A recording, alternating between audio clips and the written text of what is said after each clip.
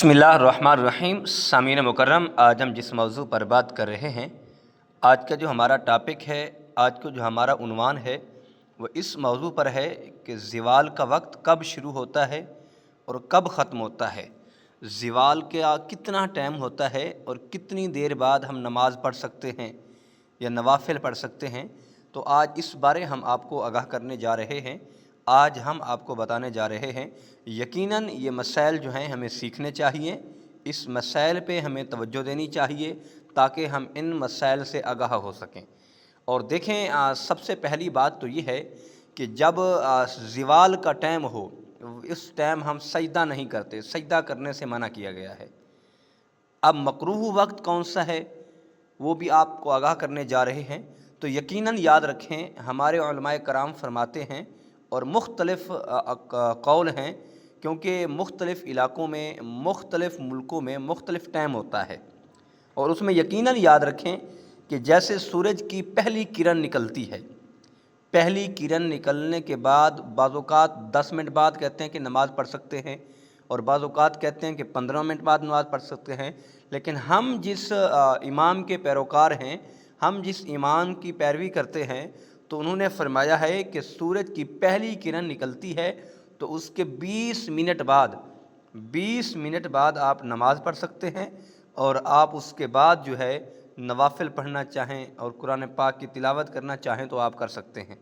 और उसके बाद ज़िवाल का जो वक्त है वो मुख्तलिफ़ होता है, यानी मुख्तलिफ़ टाइम में मौसम के हिसाब से ये बदलता रहता है। बाज़-औक़ात 12 बजे होता है, 12:15 बजे होता है, 12:30 बजे होता है। वो जैसे ही मौसम बदलेगा तो उसी हिसाब से ये टाइम बदलता रहेगा। अब ग़ुरूब आफ्ताब का वक्त कौन सा है? वो ग़ुरूब आफ्ताब ऐसा समझें कि असर की नमाज के आखिरी जो 20 मिनट हैं, यानी जब सूरज पूरा ग़रूब हो जाता है, सूरज पूरा डूब जाता है, उससे 20 मिनट पहले, यानी उससे 20 मिनट पहले हम नमाज नहीं पढ़ सकते, हम सजदा नहीं कर सकते।